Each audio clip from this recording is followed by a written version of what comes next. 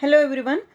तो organic chemistry में जो हमने रिवीजन के लिए सीरीज स्टार्ट की थी उसमें ये नेक्स्ट सीरीज आपकी यहाँ पे लेके आई हूँ मैं। यहाँ पे क्वेश्चन दिया गया है, write the product of the following reaction. 3 reaction दी गई है ABC। अब जरा यहाँ पे देखिए, पहला रिएक्शन आपके पास में है एसिड की रिएक्शन कैल्शियम हाइड्रोक्साइड के साथ में कराई गई है in the presence of heat.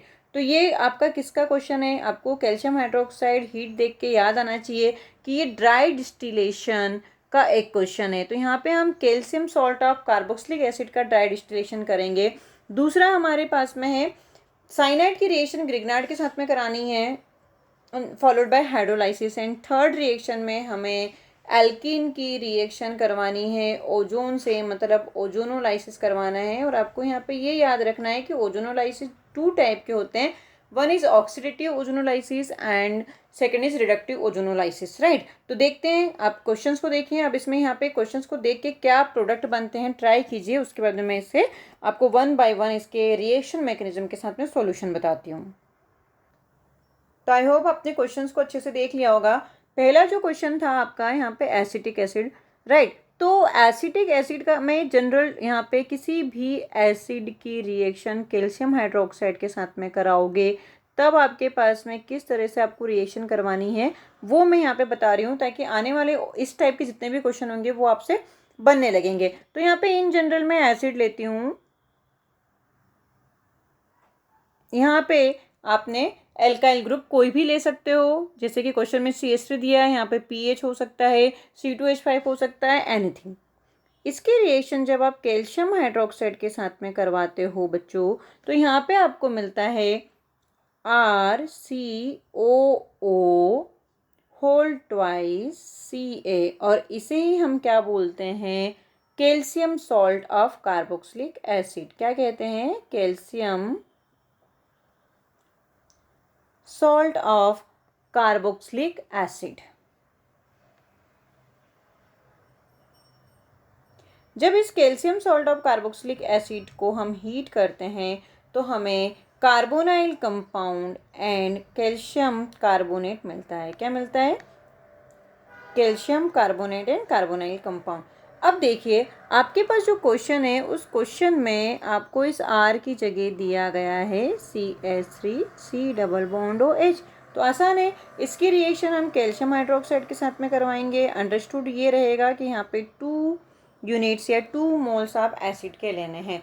जब आपने इसकी रिएक्शन इससे करवाई तो आप यहाँ पे देखेंगे RCOO होल ट्वाइस बना ना, तो मैं क्या बनाती हूँ यहाँ पे CH3COO होल ट्वाइस Ca। तो यहाँ पे मेरे पास में एसिटिक एसिड का कैल्शियम सॉल्ट बन गया, राइट। अब आप इसे जल्दी से प्रोडक्ट मिल जाए इसलिए इसे थोड़ा सा ओपन करके लिखें C double bond O CH3, क्योंकि 2 यूनिट है तो यहाँ पे C डबल बॉन्ड O ऐसा लिख लिया।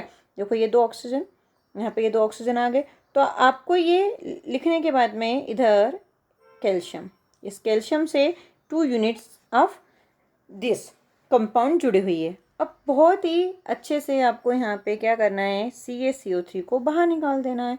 जब आप CaCO3 को बाहर निकालते हैं, CaCO3 ये यहाँ पे इतना आएगा कवर। तो CaCO3 को बाहर निकलने के बाद में देखिए यहाँ पे क्या मिला है, CH3 और COCH3। तो प्रोडक्ट हमारे पास में आ जाता है CH3 C double bond O CH3, मतलब कार्बोनाइल कंपाउंड। और आपने क्या निकाला? CaCO3। तो मैंने जनरल रिएक्शन करके बताई थी, देखो आपने देखा था RC double bond O RCaCO3 मिला था। तो क्वेश्चंस के अकॉर्डिंग हमें यहाँ पे क्या मिल जाएगा? एसीटोन एंड कैल्शियम कार्बोनेट मिल जाएगा, है ना आसान। तो ये अपना पहला पार्ट A था। अब देखते हैं B में क्या पूछा गया है। देखिए यहाँ पे B में क्या था, साइनाइड की रिएक्शन ग्रिग्नार्ड के साथ में करवानी है फॉलोड बाय हाइड्रोलाइसिस। तो ये मेरा पहला पार्ट कवर हो गया था। अब मैं दूसरा पार्ट यहाँ पे ले रही हूँ। इधर मेरे पास में साइनाइड है, राइट। तो साइनाइड में मेरे पास है PHC triple bond N plus, और इसकी रिएक्शन इन्होंने किससे करवाई है? CH3MgBr के साथ में करवाई है। पहले यहाँ पे इन्होंने dry ether and followed by hydrolysis लिया है। तो हमें पता है कि जो ग्रिग्नार्ड होता है वो ग्रिग्नार्ड रिएजेंट आपका CH3 माइनस, मतलब एज ए न्यूक्लियोफाइल यहाँ पे वर्क करता है। इधर मोर इलेक्ट्रोनेगेटिव कौन है आपका? नाइट्रोजन मोर इलेक्ट्रोनेगेटिव है, तो आपके पास में कार्बन के ऊपर क्या आएगा? पार्शियल पॉजिटिव चार्ज आएगा। दैट्स वाई ये CH3 कार्बन के ऊपर अटैक करेगा। तो यहाँ पे आपके पास में क्या आएगा? PHC डबल बॉन्ड N और यहाँ पे CH3 आया। इतना समझ में आया? तो देखिए यहाँ पे नाइट्रोजन के ऊपर क्या आएगा? यहाँ पे नेगेटिव चार्ज आएगा नाइट्रोजन के ऊपर, और यहाँ पे Mg के ऊपर क्या आता है? प्लस चार्ज आता है बच्चों। तो यहाँ पे मेरे पास में क्या होगा? नाइट्रोजन से MgBr अटैच हो जाएगा। बोलो इतना बात समझ में आया? तो यहाँ पे मेरे पास में ये बना। अब ये क्या बोल रहा है कि वाटर के साथ में रिएक्शन करनी है। तो यहाँ पे आपको याद होना चाहिए कि हम यहाँ पे इमीन बनता हुआ देख रहे हैं। यहाँ पे देखो, यहाँ पे क्या बन जाएगा आपका? ये निकल जाएगा और एक हाइड्रोजन जुड़ जाएगा, तो इमीन बन जाएगा यहाँ पे। और जब इमीन बनेगा तो इमीन का हाइड्रोलाइसिस आपको बताया गया है कि किस तरह से करवाना है।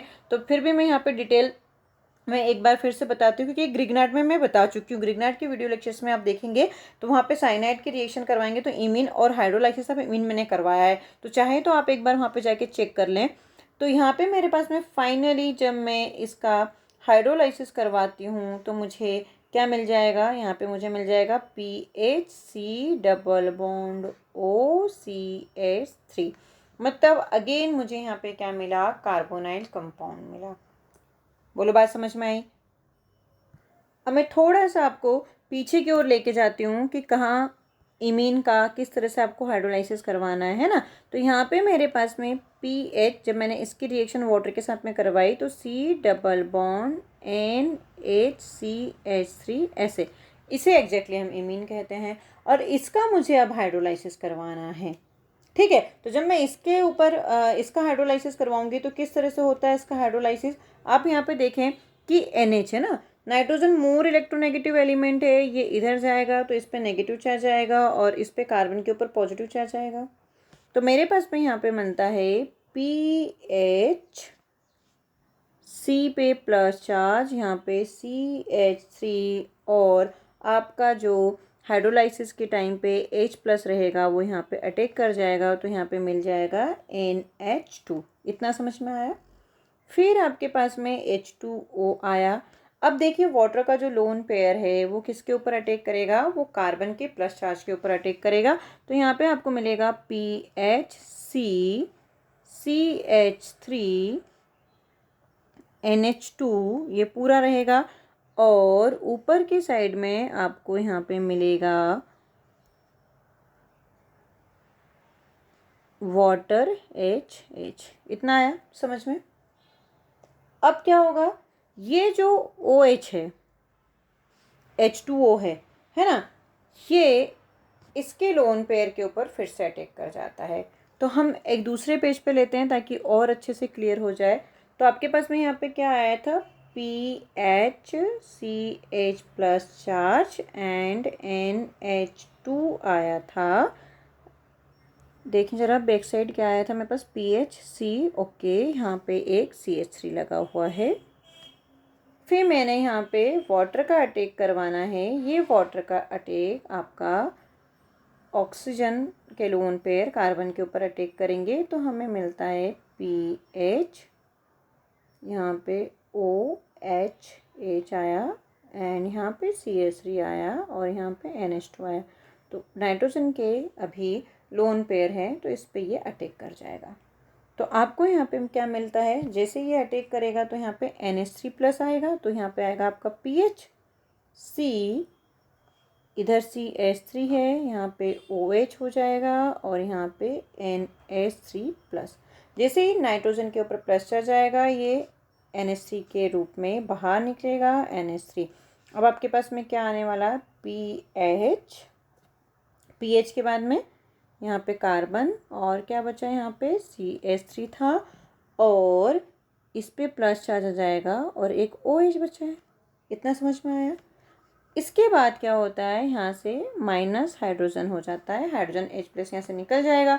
तो जब H प्लस यहाँ से निकलेगा तो आपको फाइनली यहाँ पे मिलेगा PHC डबल बॉन्ड OCH3। तो यही मैंने कहा था कि कार्बोनाइल कंपाउंड बनता है, इसको हम इमीन का हाइड्रोलाइसिस करवाते हैं। तो साथ में आपके पास में और क्या मिला? PaCO CH3 प्लस आपने देखा कि अमोनिया निकला था और ग्रिग्नाट था, तो ग्रिग्नाट के साथ में वहाँ पे MgOH Br। तो ये फाइनल, लेकिन मेन प्रोडक्ट आपका कौन है? कार्बोनाइल कंपाउंड है। तो ये अपना बी पार्ट कवर हुआ, राइट। अब सी पार्ट में हमारे पास में क्या था? सी पार्ट में था एल्किन की रिएक्शन उन्होंने करवाई थी किसके साथ में? O3Zn के साथ में, मतलब ओजोनोलाइसिस करवाना है बच्चों अपने को, ठीक है, ये नोट करो। सी वाले पार्ट में हमारे पास में ये एल्किन था और इस एल्किन का ओजोनोलाइसिस करवाना था। तो आपको ओजोनोलाइसिस के लिए मैंने बहुत ही सिंपल एंड शानदार वाली ट्रिक बताई है कि कुछ नहीं करने का, आपके पास में जो भी एल्किन है उसका डबल बॉन्ड हटाइए और दोनों साइड एक ऑक्सीजन दे दीजिए। तो यहाँ पे मेरे पास में क्या मिलने वाला है? CH3 C double bond OCH3, और इधर से भी क्या मिलेगा? यही सेम प्रोडक्ट मिलेगा। तो अब एक अच्छी बात ये कि चाहे ऑक्सीडेटिव ओजोनोलाइसिस हो या रिडक्टिव ओजोनोलाइसिस हो, अगर कीटोन बनता है तो कीटोन का फर्दर यहाँ पे ऑक्सीडेशन नहीं होगा, इसलिए हमारे लिए यहाँ पे फाइनल प्रोडक्ट क्या रहेगा?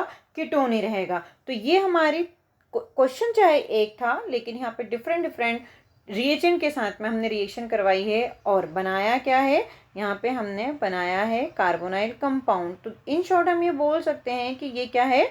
प्रिपरेशन ऑफ कार्बोनाइल कंपाउंड से रिलेटेड क्वेश्चन थे, ठीक है। Thank you.